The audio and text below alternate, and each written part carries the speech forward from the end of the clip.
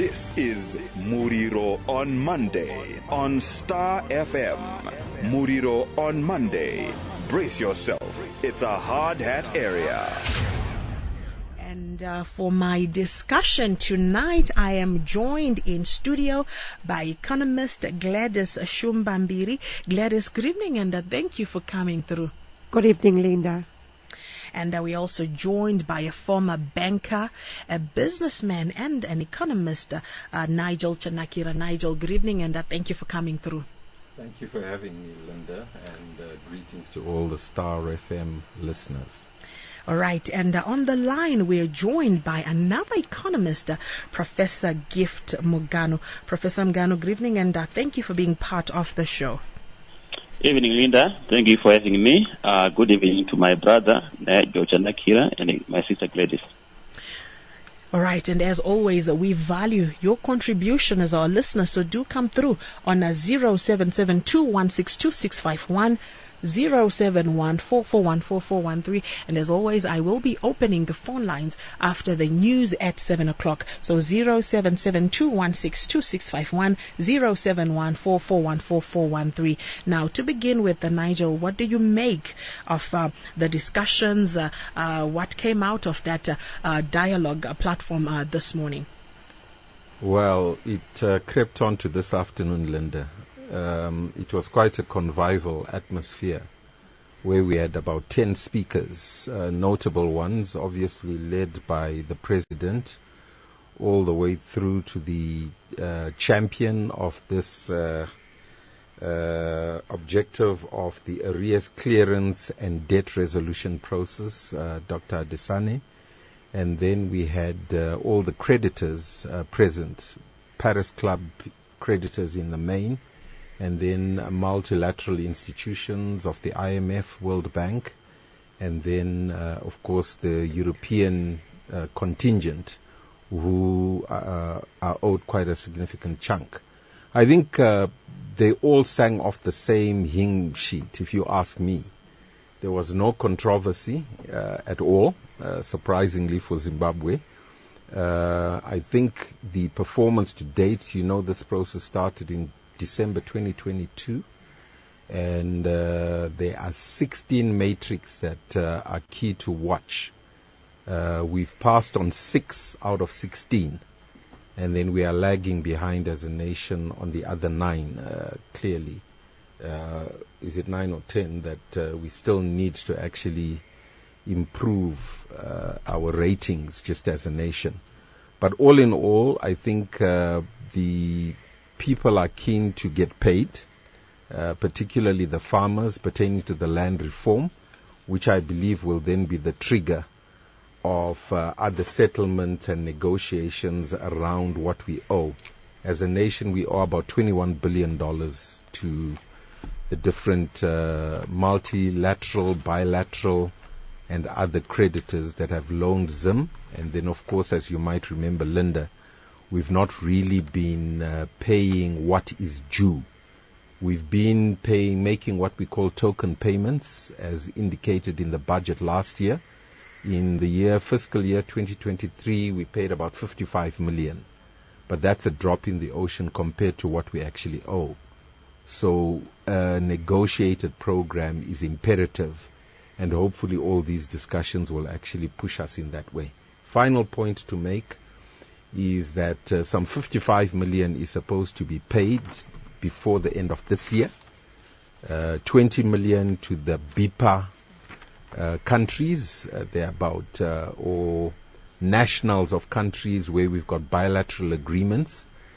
And then we've got, so those are about 99 in number. And then the local farmers, Zimbabwean white farmers, are about 444 in total who've applied for this program thus far. And they are due to get about 35 million US dollars before the end of the year. So I think in a nutshell, convivial atmosphere, people wanting trust to be established, commitments to be honored, and then it should unlock then what we would be saying a firm program with the IMF, what they call a wet staff monitored program, and then hopefully we have access to concessionary lending thereafter from the World Bank. Let me stop there. All right, thank you, Nigel. And Gladys, that commitment expressed by the President that government will maintain fiscal discipline as it implements the debt clearance strategy. What do you make of that? And what can we foretell regards the upcoming budget statement to be presented on Thursday following this statement by the President? Thank you very, very much, Linda. As pertaining to the issues of fiscal discipline, it entails our government to really work on the issues of the recurrent expenditures of the country so that there is maintenance of economic stability from the fiscal front. So the government really needs to work on the issues of maintaining that fiscal discipline through maintenance of a reasonable expenditure, watching its expenditure patterns, and also introducing some cost-cutting measures so that it enhances economic growth and economic stability in the economy. And when you talk of a reasonable expenditure, Gladys, can you just shed a bit more light on what you mean by reasonable expenditure? Thank you very much, Linda. Looking at the key sectors of the economy, such as the health sector, the education sector, and also sectors on the infrastructure development front, the government needs to focus its expenditures on those key sectors, and then it can be able to reduce its expenditures on key sectors that are not priority sectors. So in terms of reasonable expenditure, the government needs to focus on the priority areas, which are the agriculture sector, the tourism sector, and infrastructure development. All right. And Professor Mgano, the president at that dialogue platform committing that government will maintain fiscal discipline, and we are 3-4 days away from a presentation of the national budget, the 2025 budget. What can we expect, or what are you expecting, Professor Mgano? No, thank you very much, Linda. Maybe if you allow me just to also add a few just 1 minute comment on the debt aligning to the budget and the call by the president to have fiscal discipline. It is important for us to take note that in the last 6 years ago, our debt was around $10 billion. And this debt has increased from $10 billion to $21 billion on the back of two key drivers. Number one, being accruals in terms of interest rate charges which are being charged to our debt. But of course, most importantly, budget deficit, and which means indiscipline in terms of management of finances by the Minister of Finance. Just last year, between last year and this year, our debt last year was $18 billion. This year, we are talking of $21 billion. And it has increased by $3 billion. So when we are going to these meetings of debt resolutions, negotiations, I would want to argue and submit that it is important to put a lid on the debt or stopping acquiring new debt, particularly domestic debt, driven by central bank, in my view, through funding quite fiscal. We saw it in the staff monitoring program, where IMF was indicating that there were funds which were being supported by central bank to treasury, which even this governor of central bank, when he assumed office, confirmed to it. So we must have a parallel approach, have a debt negotiation, debt resolution, but we must also not acquire new debt. Now, coming to the question now in terms of what do I expect from the budget, my view is very simple. Our budget must be a reform-oriented budget that is promoting production, creating a market-led economy, and depart from this Kia system where Ministry of Finance is clearly focusing more on taxing the economy. We're a heavily taxed economy, so you kind of reduce the growth you kill the goose which lays the eggs, reform the tax system, disbandle command economics, which we see government being everywhere. In the roads, government is there. In agriculture, government is there. Create a system where now a land has got a title. Now we must now allow banks, companies undertake contract farming, and must have a well-functioning market system where commodities can be sold in commodity exchanges. GMB take a back stage and become a strategic grain reserve actor. It buys for strategic grain reserve and it stops there. We hear that farmers are owed money. We hear that contractors or seed suppliers are owed money exceeding $300 million from last season, previous season, and they are incapacitated to go into agriculture. It's because government is involved in being the major player in production.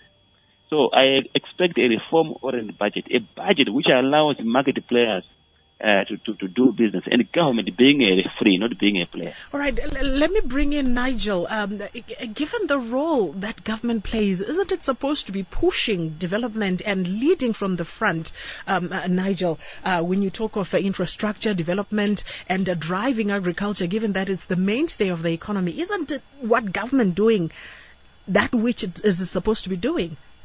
Well, I think this, to me, speaks to the need for this debt clearance agenda. Because ordinarily, I think we must first and foremost agree that the Zim economy is not a normal economy. It's not a normal developing economy. We have arrears that have arisen as a consequence of sanctions and governance issues that arose and the land reform. That, turns us away from being what we would call a normal economy. A normal developing economy has access to what we call concessionary funding for infrastructure development. And so you would get soft loans to do your road infrastructure. Okay? And you would develop those roads and rehabilitate them over time. For example, Zimbabwe has over 94,000 kilometers of roads that are in need of resurfacing and rehabilitation. We've done about 1,000, plus at best. So there is a huge backlog. Now, why is there a backlog? It's an accumulated backlog because of the circumstances that we find ourselves. Is it then normal for government to do what they're doing? They are doing what they're doing because there's no other player. And I think if Prof is speaking about a reform-oriented budget, is then opening up that sector to say your tolling is done by the private sector and then they construct the roads. But they've got to recover. But as long as you don't toll your rural roads, for example, then guess what? It's left to government to actually do them. So, we are talking here about what? Probably 40 to 80 billion dollars of infrastructure that we need to actually execute in this country. Now, if we are able to do that, then you're going to get your double-digit growth rates. But insofar as the atmosphere for investment is not conducive, as long as we are still a sanctioned nation, then your international private contractors don't even look at Zimbabwe because they fear, a failure to repay, because they normally fund it through debt instruments anyway. And so government has then opted, in the absence of international contractors, in the absence of multilateral funding, that concessionary finance, is then opted to then draw from the fiscus and expend money in that direction. Now, what is your typical, infrastructure spend? If you're doing 25% of your GDP, going into infrastructure spending, then we say thumbs up. I think, Prof, and I know you're on the line, what we must give credit to in terms of the current administration is we probably had 20 years of neglected infrastructure development. The current administration has come in and spent some money, Now, is that right or wrong? I mean, the jury is still out there. You've just taken me to the point I was going to ask Prof. Mogano to respond on before I bring in Gladys into the mix, to say, whilst so much needs to be reformed and corrected, what has actually been done right by government, Prof. Mogano? We are about to get into our news break, but what would you commend or applaud government for doing right as we continue with our discussion? Thank you very much. Can I come in? Yes, Prof. Mogano. No, thank you. Thank you, Mkoma, Dr. Nigel Chanakira, for the question. But the issue is that we need infrastructure. There's no debate about that. But I'm against, total against, cash-based infrastructure funding model. I'm in favor of long-term financing model. I wrote a book with a chapter focusing on diaspora bonds as a one model which you can use. We get over $2 billion every year, formal remittance from the diaspora. And the Ethiopian has got a very classic case study, and I would challenge government to engage the Ethiopian government. They built the Grand Renaissance Dam using the diaspora bond. So we can tap into that, and what Mkoma Najo is saying is very correct. Then use toll fees to collect the money for recovery, particularly in the main highways. Government can work in the feeder roads, in the rural areas, but the major highways like Bedi Bridge, Harare, Chirundu, those ones they are busy traffic, so you can generate revenue. But it also goes into agriculture, briefly, that we need to see. Look at tobacco. Zimbabwe is the best producer of tobacco in the world, number 4 in the world, in the leg of Brazil, China, and America, supported by smallholder farmers, but there's a market system. There's no GMB in tobacco.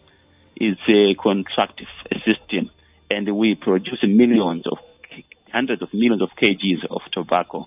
My name is Linda Muriro, and we continue with our discussion where we are looking at the 2025 national budget expectations, as well as what came out of the 6th high-level structured dialogue platform forum on arrears clearance and debt resolution that took place in Harare today. And my guests I have in studio, an economist, Gladys Shumbambiri, as well as Nigel Chanakira, who is an economist, a former banker and a businessman. And on the line, I have another economist, Professor Gift Mogano, and I see your messages coming through. I will now be opening the phone lines 0772162651, 0714414413, and this is the discussion we are having. Of course, President Mnangagwa says the successful implementation of the country's arrears clearance and debt resolution strategy is key for Zimbabwe to unlock new concessional external financing to achieve its economic development objectives.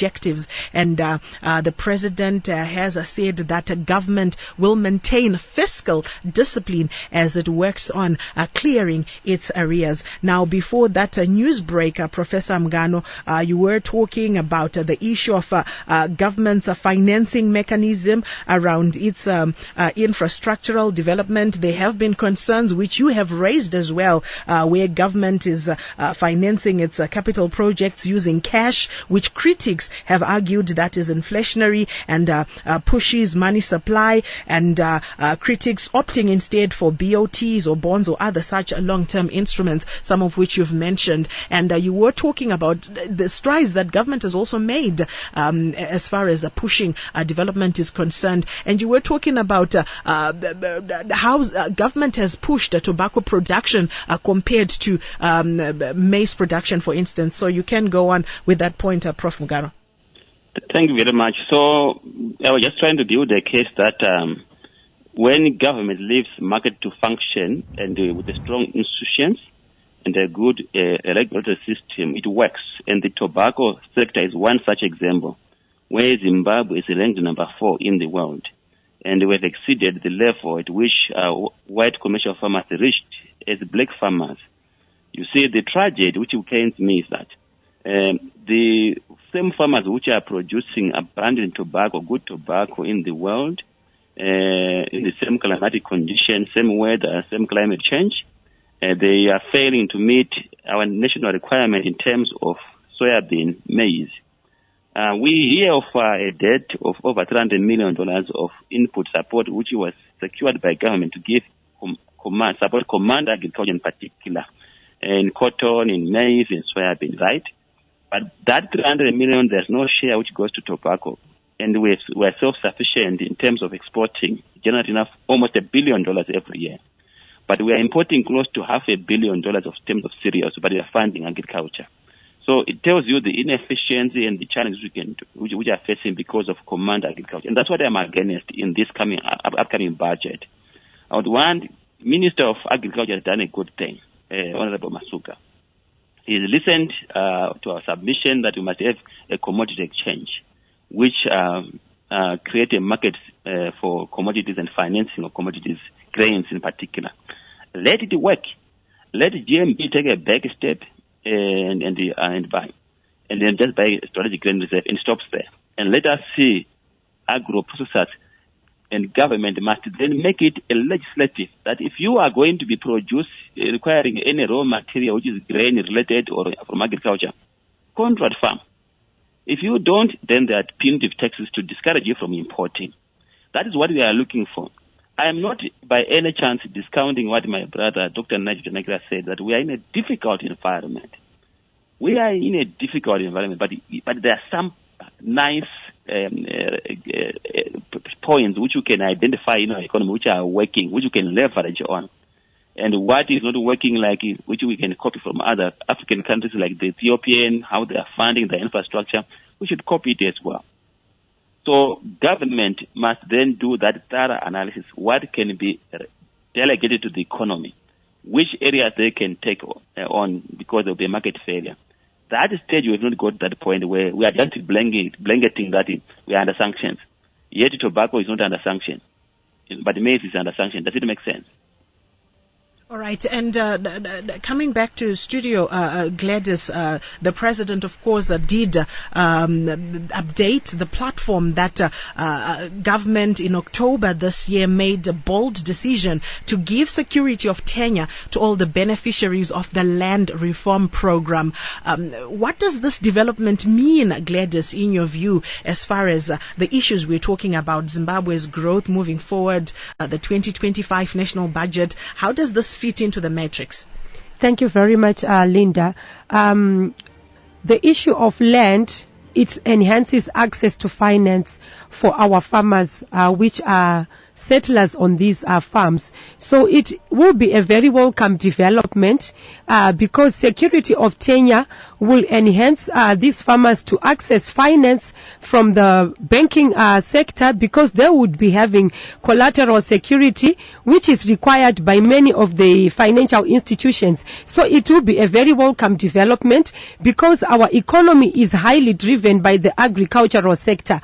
But on top of the security of tenure, the government will also need to support these farmers in terms of providing them support for irrigation systems, because we are saying our economy is driven by agriculture, and agriculture is also a key sector. So if government would also increase funding towards the acquisition of irrigation systems, it would really support these farmers on top of the security of tenure that the government is proposing, which will actually improve production and hence contribute positively to our national GDP. And Nigel, I will ask you the same question. These land tenure reforms by government, what do they mean for the country? Well, I think I'll just compliment what Gladys said. I've just come, as you know, Linda, from the Africa Agriculture Indaba in Cape Town just last week. And if you look at what's happened to other African countries in terms of development of agriculture, we were very, very good horticulture farmers beyond the tobacco and maize and traditional. So we lost out probably on 2 decades in terms of the horticulture sector. And that gap was filled in by Kenya, South Africa, the Western Cape province in particular. Now, we were fortunate that on the panel that I had, the Horticulture Development Council were very specific in pointing out the potential earnings that could come from 11 crops on the horticulture side. Specifically, an investment case was made if we invested about $700 million into that subsector, into the 11 crops that were demarcated, we could earn as much as $2.4 billion per annum. Now, clearly that takes foresight. It takes, intelligent negotiating on the part of those markets that are sourcing produce from us. They want fresh produce. It's not only Europe, which was our traditional source, but we now have the Middle East and China as major consumers. And our season, if you compare that with other continents and other countries specifically, for example, we've cornered the blueberry market, and we're talking here funding that's come through from development agents. For example, the European Union, I think, supplied $80 million. But we need probably 10 times as much of finance, and that will diversify our crop. These are also high-yielding crops. They are, intensive crops. They are also very lucrative crops. So in terms of profitability and margins that can be derived out of them. So one would hope that this coming budget would incentivize farmers who are going into these specific areas that carry actually less risk, because there's more use in terms of technology in those subsectors. So if we're able to do that, then I think we will make significant headway.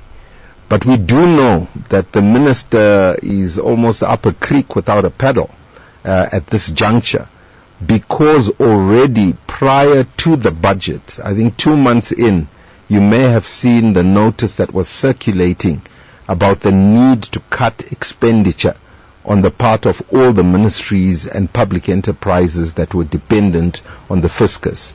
So clearly, it's a knife-edge budget that we are walking into. The options are few because of the cumulative expenditures that we've had in 2024, and then that arrears program that is there.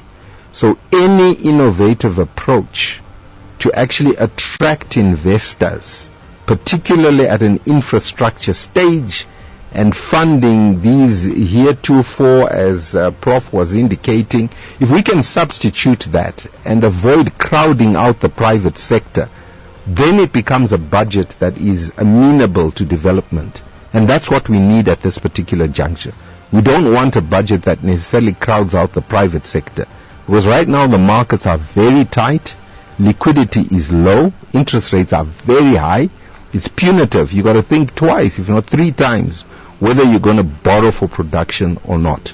And then, of course, finally, we are hoping that these recent monetary policy measures will allow for stability in terms of the currency. Ministry of Finance was thrown off their budget originally because the currency moved so quickly. That is a major risk factor that is hanging over the budget. Will the currency be stable or not? I'm going to take some calls now. Star FM, good evening. Hello, ma'am. How are you? I'm good, thank you. You are through to Star FM. Your name, please, and where you're calling from. I'm forward there in Pumba. Right, to go ahead with your contribution. Rukumbira kumana wantara mabodi nemi ana mbuya ndo ndifunda bana kuti vari kutora neshona kuti vatimbe idura zile kuti chi one two tiri kuti government vari kunoita China dzimwe nyika vari mboti consult here vazotikona kuti mavhoti because it is to tiri macitizens who are concerned tozobvunzwa vautaura vakazosaina that agreement so was nyika iyi but isi vamboti kuda here kuti nyika titanane nenyika iyoyo. Alright, ndanga ndichita dambudziko rekunzwa kuti muteereri wedu abva pachirongwa anga ari kuti chi, especially the last part, ndangonzwa kuti I think mubvunzo uri pakuti vakamboconsultwa here, ndastrugla kunzwa. Ndiri kuda kufunga kuti mataura kuti makaconsultwa here pabudget. Pane mabudget consultations anoitwa tisati tazosvika pachirongwa chatiri kusvika musi weThursday. Asi ndinovimba kuti ndakunzwai zvakanaka. I would like to take some more calls on 0772162651, 0714414413. Star FM, good evening. Star FM, hello? Hello, ma'am. How are you? I'm good, thank you. Go ahead with your contribution. Ndajoka nditamboita for konya ya drop up. Taurai zvenyu. Ndiri kuti citizens pari kuzosainwa maagreement nehurumende yedu if and kubva kumusoro isu hatisi kukonzatwa tiri kutongonzwa kuti nyika yatosaina agreement nenyika yakati maybe they are bilateral. So ndine mambuya vangu vandinawo panapa varikutotera this program varondotibvunza kuti can you elaborate further pamacho itaura futi nation. Alright, maita basa mkoma. Panyaya yeshona ndofunga bumbiro remutemo wenyika rinotaura kuti tine 16 mitauro inotaurwa muno muZimbabwe. Saka zvinogona kunetsa kuti tinge tichipindura tichitaura yese inonzwika nemunhu wese nekuti tine 16 and hazvisi kuzogoneka kuti titaure nemitauro yese iyoyo, asi to the best of our knowledge we will try. But thank you very much for that contribution. Pane Nigel, you'd like to respond to the issue of government is not consulting us in terms of agreements anosainwa zvinhu zvese here zvinoconsultwa that the citizens are supposed to be consulted on. Have we not given government that mandate to lead and take Zimbabwe to the promised land? Of course, there are certain systems, processes and procedures that are brought before parliament. We have legislators given their oversight role that will also interrogate some of these agreements and what have you as they go on. But you'd like to respond to this last caller. I think Linda wangwagona ndo mapindura ndandichaita iwayo kuti minister kuti vashande vanodaidzira vanoadvertise mumapepa kuti uyai toda kukurukura nenyaya yemari yenyika. Gore rino vakadaro musangano ukaitwa kuBhuluwayo. Inini ndiri mumwe wemaeconomist, tina association yatinoti Zimbabwe Economic Society. Hatitomirira Linda kuti tidaidzwe nekuti dzimwe nenguva munokanganikwa. Ini nhasi dai pasina iwewe, unozviziva iwewe, ndiwo watondiudza kuti kuna arrears clearance meeting. Ndikati uyu musangano wakakosha, ndaakutosiya zvandiri kuita ndoenda ikoko. Ndandisiri palist muteereri dai ukazvibata izvozvo. Ndandisiri palist yema-invited people, but ndaona zvakakosha kuti ndinge ndiripo ndichizvinzwira pachangu ndichiita mibvunzo yangu yandinobvunza. Saka ini ndinotaura kudaro kuti nevanhu veZimbabwe ngatirongekei kana toda kupindirana munyaya dzekumatongerwo enyika, nekuti nyika ndeyedu, zvikwereti izvozvo ndezvedu. Matax achazobhadhara zvikwereti izvozvo anotaxwa ndiani? Ndiwe neni. Saka tikangogara takangoti puzungwa tinopfidza tozoshaya kuti zviri kubva nekupi. Asi tikange tichibudawo fanika iko kuteerera kwamuri kuita muprogramu kutogona kwavari kutoita kuteerera nana mbuya nekuti ndo zvatinotoda kuti titsanangure kuti zvakamira sei uyezve izvi avari kusaina zvine musoro here kana kuti hazvina. Ndo panezenge paakupinda vamwe vachitaura maprofesa vachitaura kuti izvi hatiwirirani nazvo, dai madai. Ende hatireve kuti kana tichiteerera kungokriticize bedzi, aiwa kuisa pfungwa dzedu. Fanika indinetone pfungwa dzangu dzekutoti matorodzii iwayo zvaanochitaurwa naprofesa toda kuavaka tirisu. Handiti manje kune makambani 6 bedzi, aitirei 6 ngaawandezve. Toda kuti aite 200 mabhenga ariko 200. All right, before Gladys you come in, let me take another caller. All right, so the number 0714414413 0772162651 is for the WhatsApp messages. I see Professor Mngano, the issue here, the land tenure reforms. You have been on the show on numerous times, digital nyaya security of tenure yoyi, following this bold move by government to give security of tenure to all beneficiaries of the land reform program. What does it mean moving forward? But before you respond, let me take the scholar. Star FM, good evening. Hi, Linda. Hi, how are you? You're through to the program. Your name, please, and where you're calling from. My name is Yamayaro. All right, go ahead.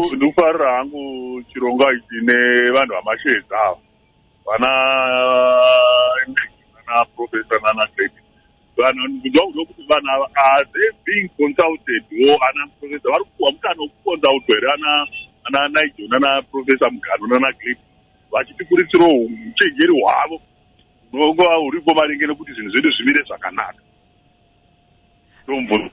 Ndomubvunzo wegwami nawo. Aiwa, tinotenda chaizvo. Ndofunga kana manga makateerera manzwa professor vakatipindirawo pavo vanenge vangagona. Aiwa, tinotenda chaizvo. Regai ndichivapa mukana wekupindura vachibva vatora mubvunzo wendanda vabvunza. Professor Mugano, the issue of a consultation, leaving no one and no place behind and ensuring that our policies and our programs are inclusive and there is participation of everyone. But before you respond, just take note. Let me take another caller. Star FM, good evening. Hello, Muriseko. Bakasimba mapinda mchirongwa mungati taurisei tikwanise kukunzwai. Alright, murikutaura nevaziyambi Marara. Alright, dzikisai zvekare volume yewireless yenyu tikwanise kunzwanana nemi. Alright, ini ndinoda kungoti support yedu yezvirongwa zvese zvamuri kutaura inofanira kunge yakati simbei sezvamuri kutaura, because tikataura kuti land reform program takaitanga rini kusvika patava nhasi tingadai tava nyika yakasimba zvikuru, but tiri kuramba tichingobhega. Zvinoratidza kuti maybe hatina platform yakanaka yatiri kunyatsoita yari concrete inonyatsosapota varume zvakanaka sezvamuri kutaura. Why is it that taane time yakareba kudai tichingoita zvirongwa izvozvo but tisiri kuricha what we are supposed to reach?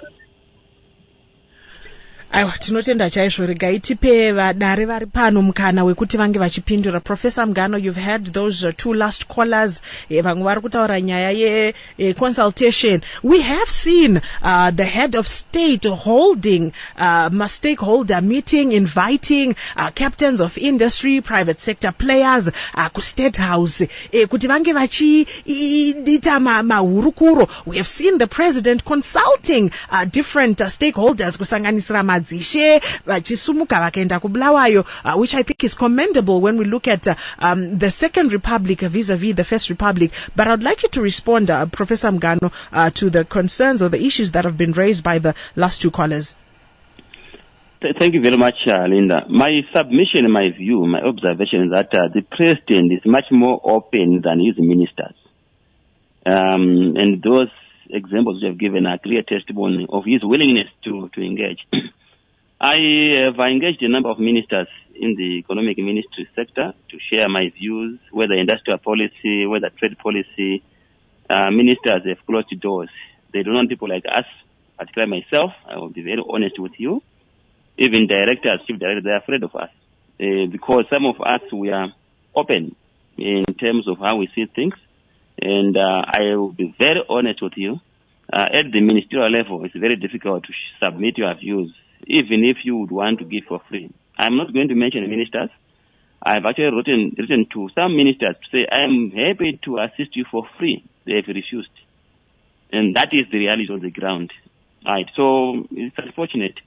The consultations are happening, but there's a level it has to go deeper into a think tanking, where we use hard figures, hard facts. I do a lot of work in the region. That's why I spend most of my time.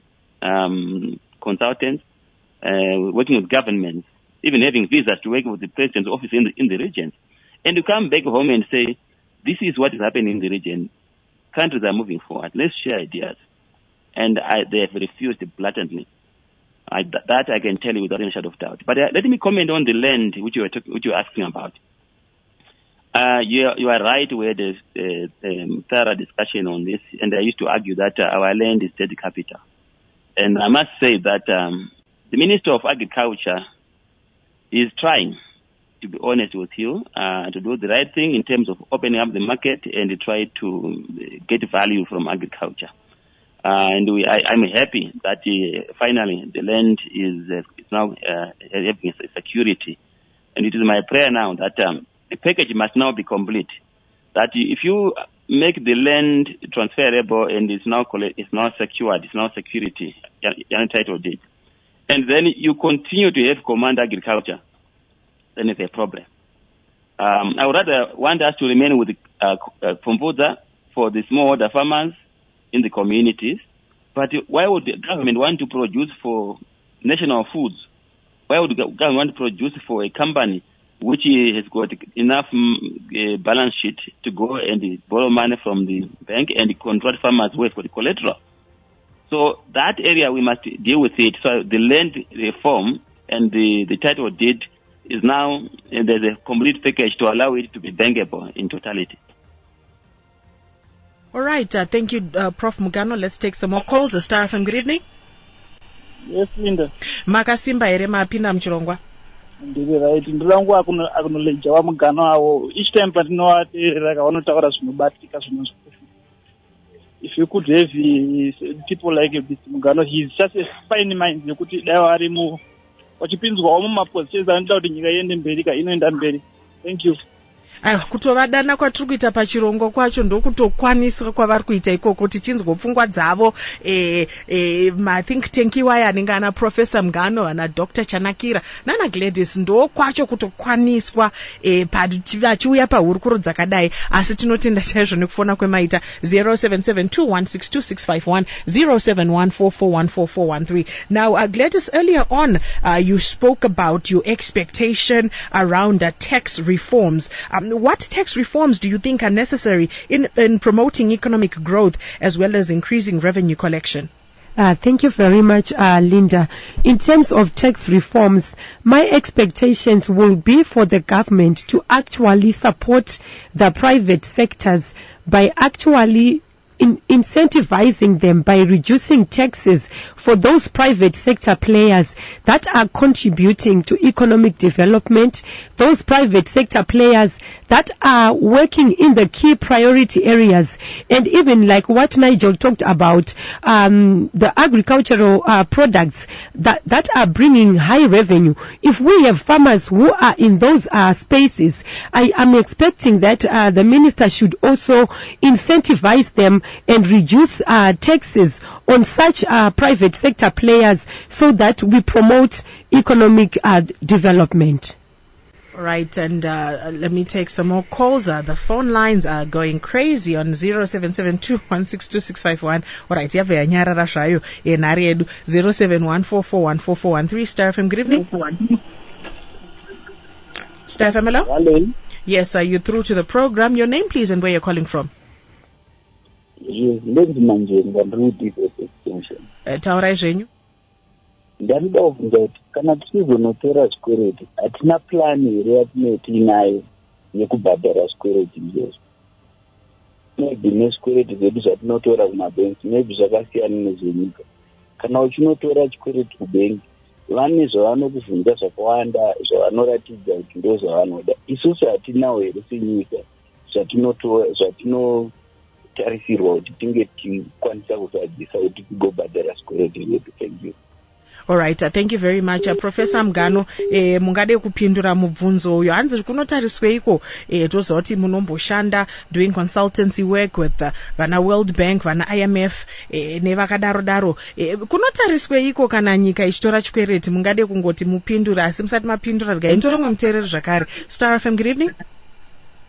Hello, maswera. Taswera maswerawo mapinda muchirongwa taurai zvenyu. Ndiri kuteera chikuru. Ndandichida ngobvunza Professor kuti paunoti apo maminista ari kuramba hatina here imwe nzira yekuti information kana kuti macontributions avanenge vanavo azikanwe nemukuru, nekuti mukuru ndiye anopaka maassignments maminista. Saka shoko iroro rosvika hapana here kana kuti tobhureka ugwanagramu yekuti maminista ari kuramba maideas asvike panofanira kusvika nyika ibatsirike. Aiwa, tinotenda chaizvo. Ndinofunga kuti uyo mubvunzo ungade kutopindurwa kana makurukota acho ehurumende anga achiuya pachirongwa, uye vazhinji vacho vanouya zvekare pachirongwa chino. Saka tichange tichizovabvunza kushandidzana kwavanoita nedzimwe nyanzvi dzakasanganisira vana Dr. Chanakira nana Professor Mugano pakusimudzira nyika. Asi ndisati ndavapa mukana wekupindura, let me take another caller. Star FM, hello? Hi, how are you? I'm well, thank you. Go ahead with your contribution. Professor Nemwa Bethania vanayo vatisanangure mutaruko pabalaito agreement ne soft loan kuti ungozvinzwa padini. All right, okay, thank you very much. Prof Mugano, ndofunga manga makateerera ma-contributions acho as they were coming through. The last one, it was breaking. Can you repeat the last one? Hanzi musiyano uri pakati pe-soft loan ne-bilateral agreement kana ndanzwa zvakanaka. Hanzi tinongozvinzwa panews asi hatizive musiyano wazvo kuti zvinorevei kunyika. Okay. No, bilateral agreement by means two. It might mean that two countries would have gone into an agreement. For example, China and Zimbabwe might go into agreement to put up a power station in Hwange to revamp Hwange 7 and 8, and they agree on a particular terms, which might be long-term support. Soft loan could be purely a loan coming from a bank, African bank coming to Zimbabwe or to World Bank, or it can come through private sector arrangement, like what we do when we go and borrow some money from the bank. Then coming back to the issue of why are we borrowing money, what do we look at when we are borrowing money? So you see some of these debts which we have, we owe it to IMF, to World Bank. We don't even actually debt with the IMF, rather. World Bank, African Development Bank, European Investment Bank. These were loans which are acquired for a specific investment project for infrastructure. And naturally, you use your capacity in terms of earning foreign currency, size of your economy when you are borrowing money. We talk of debt sustainability. When you are borrowing that money, you have capacity to pay it back. So, in my view, what I have noted, if I go by reports coming through Parliament, there's an instance where the Minister of Finance was compelled by Parliament to produce reports of how much money was borrowed with the Reserve Bank. There were times where due diligence or due process was not done, particularly when the money was being borrowed from African Bank. And then it becomes debt. I have a strong feeling that some of these things were not done properly, the way we go to the banks and borrow money from the bank. And now we have that debt.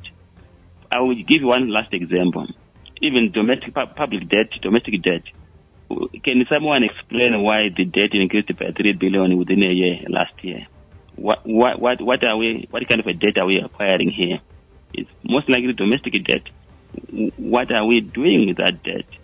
We then see it when we hear staff monitoring report. So the debt management process must be revamped to look at how are we acquiring debt. Is there due diligence? The last one I want to give, the Namibian Zimbabwe power arrangement where we had to sell power to Namibia when there's no power. Those were useless agreements which were done by government without due process. And because we don't do think tanking, we don't consult, we don't bring the experts, and we make decisions which are wrong. And we took many years paying Namibia power when we don't have enough power in this country. All right. Thank you very much for that, Professor Mugano. And keep your messages and your contributions coming through. Now, Nigel, in terms of resource mobilization, Treasury, of course, relies more on taxes. Is it doing enough to mobilize resources, particularly, you touched on it, or was it Professor Mugano, from our mineral resources, from mining, rather than continuing to tax people, given that the economy is heavily informal? And what is it, in your view, that government should do to ensure that the informal sector pays taxes as well? I think it's a valid point, Linda, because if you look at our figures, if we go by the facts, last year, the fiscal year 2023, 18.3% of GDP was really the revenue quantum that went into government, through the various taxation measures. The projection for 2024 was it would go up marginally to 18.4%. It would be interesting to find out what the outturn was, because there were various other taxes, new taxes that came in. You know, the sugar tax, for example, is a new one. So when we look at taxation, you actually want to compute your effective tax rate that is, being deployed within an economy. And there are various arguments around tax revenues. If, for example, you lower the tax, and my typical preference is a 20% tax rate, where it's a fifth of your economy. Here we are close on 27. If you add in all the little bits, it probably gets you an effective corporate tax rate of about 30%, which is deemed relatively high. Okay? Now, can we reduce it? If you reduce it, can we derive more and then capture the informal sector in the process? And I think you're absolutely right. The informal sector is flourishing. I went downtown the other day. Oh my goodness. It's a different ball game altogether. There are little shops, there are people on the pavements. One of the newspapers indicated a phenomenal increase in smuggled goods. Some of them actually counterfeit goods. Now, that within itself means a tax loss in terms of revenues. It looks like our borders are porous. It looks like the monitoring of those tax levels on the part of those, we call them informal, but I don't necessarily mean they're informal, Linda, because they are registering for, licenses. They are registering for NASA, yet they pay no tax. So I don't deem that informal. Somehow our systems are allowing slippage in terms of the revenues that are being derived. And as a consequence, the largest portion now in terms of revenue is not coming from your normal, personal or income or corporate tax or excise duties. No, it's going on to what? To VAT. So VAT is the most significant contributor now, which shows that there is economic activity, and where it's captured is actually commercial activity that is indicating a larger quantum of money, coming through in terms of taxation. We've also got this tax on the transfer of money, and you can see again that's your bellwether indicator in terms of what is taking place.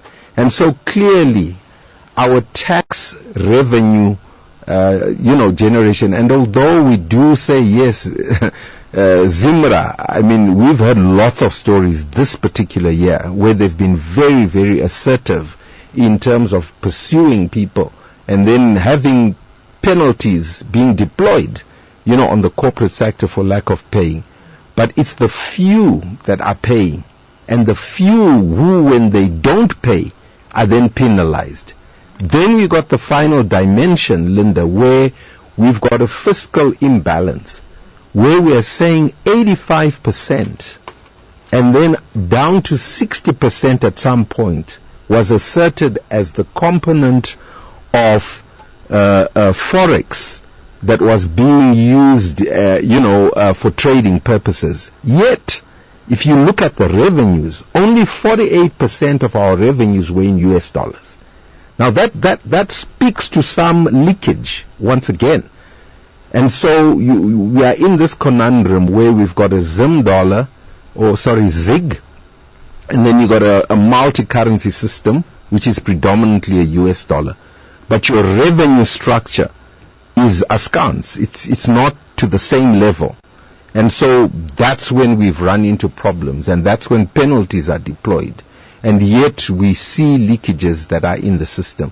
So hopefully this budget will see some tightening in terms of what we're calling the informal sector. I call it informal in inverted commas, because we know they are on the pavements, we know where they are located, and we see it through the borders coming through. And why is that revenue not coming through? That just distorts things. All right, let me take this caller, Star Family. Hi, ma'am. Yes, hi, you're through to the program.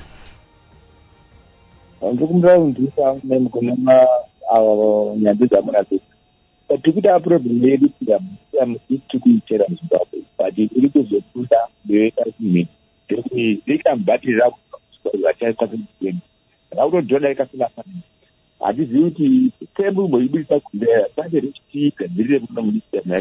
Sorry mukoma, ndichadonedza nhare kana muchikwanisa mugofona zvekare. Tinenge tine nhare yakashata, hatina kunyatsonzwisisana ipapo pane zvamanga muchitaura, asi takamirira dzimwe nhare. Gladys, the issue of the informal sector that Nigel prefers to put in inverted commas, what strategies can government use to ensure that it gets more from the informal sector, which occupies the greater chunk of our economic activity? Thank you very much. My contribution is poised on the local currency usage by the Revenue Authority. So I think that the government needs to look into the issues of currency stability so that the informal sector can be encouraged to pay their taxes in local currency. I believe that if our taxes will be paid in local currency, we will increase our revenue collection. That would be my contribution. And also the innovative strategies to have automated systems where the government is able to collect revenues automatically from the bank accounts. So maybe the government needs to introduce policies and reforms where the informal sector is mandated to have their bank accounts to be well registered, and then the government can actually collect from the source through automation. Because by using manual systems, sometimes it will be difficult, and many of these are informal players. They are not even formally registered in the registrar of companies. So I think the government needs to work on following up on the issues of formalization and also innovative systems where the government can collect from the source through data systems. All right, Prof Mugana, I would like to bring you in ipapa tisati takuda kunosvika pakunopeta chirongwa chedu nyaya ye the informal sector. Tikatarisa pamagaba chete apa muno muHarare, that's a multi-billion dollar playground. What does government need to do to ensure that the informal sector contributes to this to the national cake? No, thank you very much, Linda. International experience has shown that whether in Latin America, in Africa, if you want to collect tax from the informal sector, you must provide a service as government. For example, in Magabai Koko, provide decent operating space where they can have shelter, infrastructure. Then they pay that rent on that area they are operating as a form of tax. That's what they do in Durban. That's what they do in Ghana. That's what they do in Brazil. You can't just go to someone who is pitching in the street and say, I want to collect tax. They're not fixed about. So you need to provide a decent operating space. And I wrote about this in my books around SMEs. You see, go to Glenview. Every year, there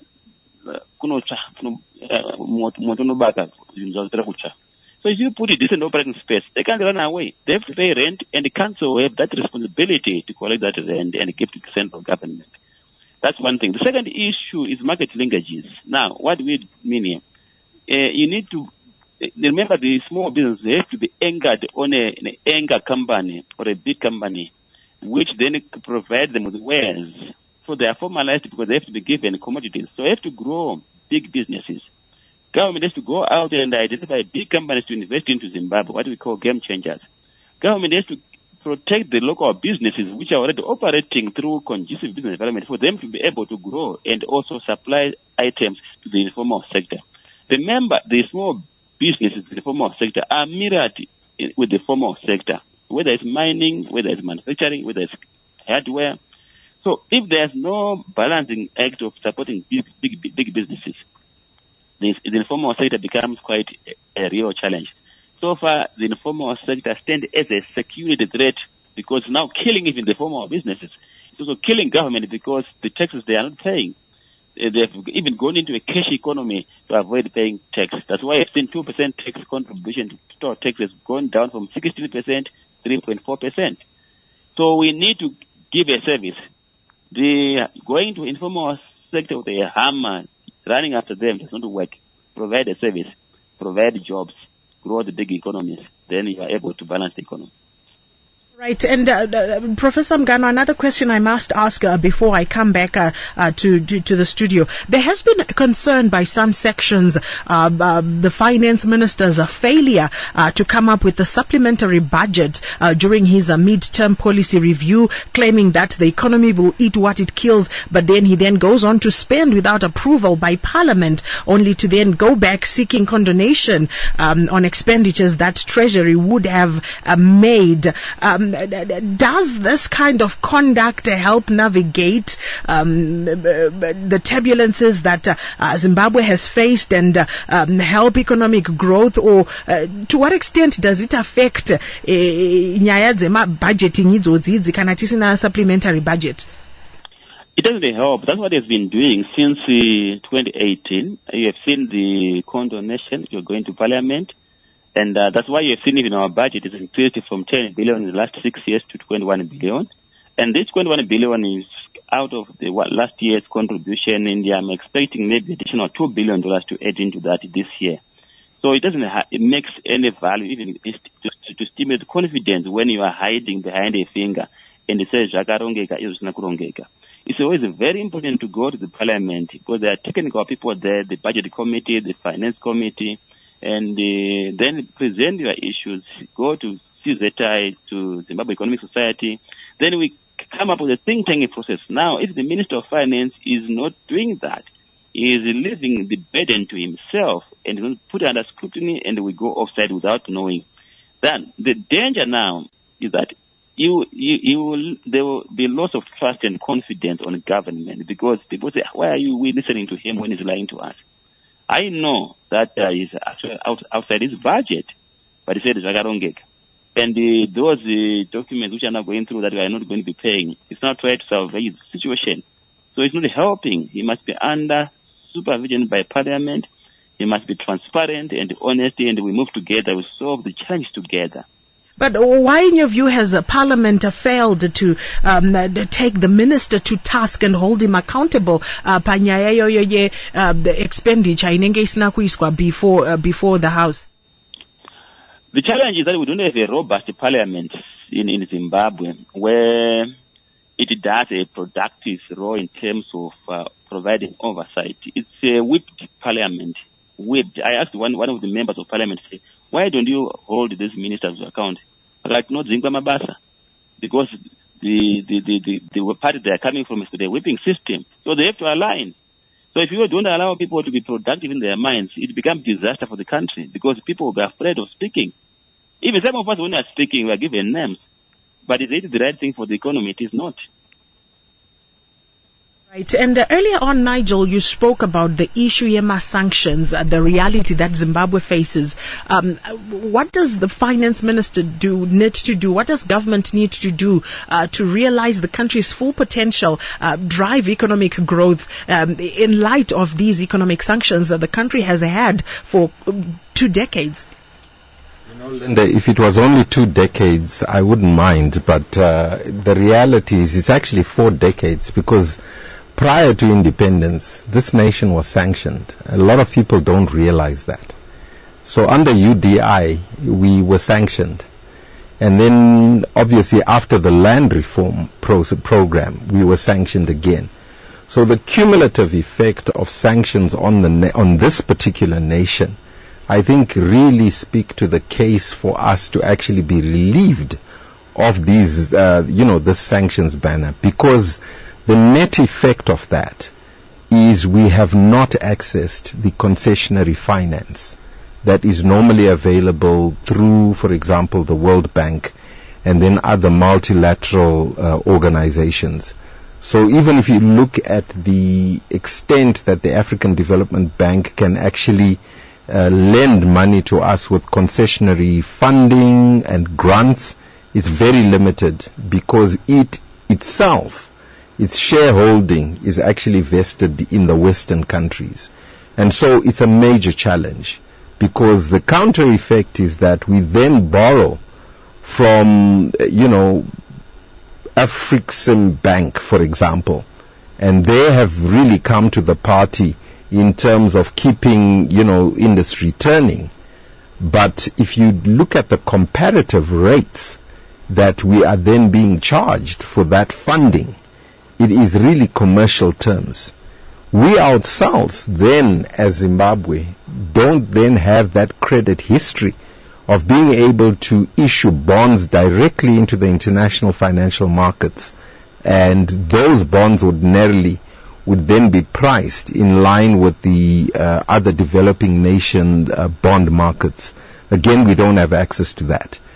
Finally, Linda, if you look at the consequence of that, it means you don't have lines of credit from commercial banks to the private sector.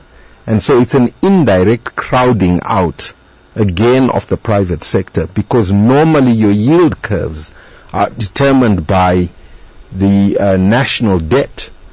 And that national debt then plots a yield curve ordinarily with a term structure of anything between, ordinarily you would be talking 3 to 30 years. But our own market here is confined to a 6-year term. That's the longest sort of instrument that we've seen, if we can even get that. And every time we fall into another conundrum, which I'm hoping the minister will address this year, because infrastructure finance is by its nature medium and long term. But where you've got an outlook for a US dollar and you give it up until 2030, I'm afraid that's not good enough, because it means you only attract short-term funding. And short-term funding is more expensive than long-term funding. So I'm hoping one of the ministers, and the recommendation we've made as the Zimbabwe Economic Society, is we want a longer tenure for infrastructure finance in terms of the yield curve, way beyond the 5-year limit that we'll be confined to next year. And you want to say, if you've got infrastructure projects, we borrow in US dollars, you can then extend the term beyond 2030. All right, and Dr. Mugano, as you give us your parting remarks, what would it mean, Zimbabwe rejoining the Commonwealth? We did see stories and headlines with the Commonwealth Secretary General Patricia Scotland saying that Zimbabwe has made remarkable democratic progress and would flourish once again if it is readmitted to the Commonwealth. In your view, what would this mean for the country, Professor Mugano? And as we end the show, what are your expectations as far as the 2025 national budget? I hope you can give me this in under 30 seconds. Okay. So if we join the Commonwealth, it's a good thing. It's part of international engagement. We must be in the club with other powerful countries to create opportunity for our markets and for us people when it comes even to scholarship. In terms of the budget, my prayer is that Minister of Finance must not focus on the taxes. He must lower the taxes and also reduce the burden on the businesses, focus on reforms, and disband command economy summit. All right, and Gladys, your parting remarks as we look forward to Thursday's budget presentation. Thank you very much. My parting shots are the government to prioritize the infrastructure development and also issues to do with social protection and supporting of the private sector. And Nigel, your parting shots. Well, I think just stabilization is really all out call for, because we've just seen far too much volatility which was uncalled for. And that really means discipline on the fiscal and monetary side. And that's it for today's show. I was joined in studio by Gladys Shumbambiri as well as Nigel Chanakira, both economists, and we had Professor Gift Mugano on the line. Ladies, gentlemen, thank you very much for being part of this discussion. Thank you, Linda. Thank you. And many thanks to the listeners that came through, and we certainly hope that this is a discussion that we will continue having. Many thanks to the producer, Norman Muchema, and Folake, who is next to me here. Until next time, I am Linda Muriro, and it is goodbye for now. You've been listening to Muriro on Monday. Join us again next time on Star FM.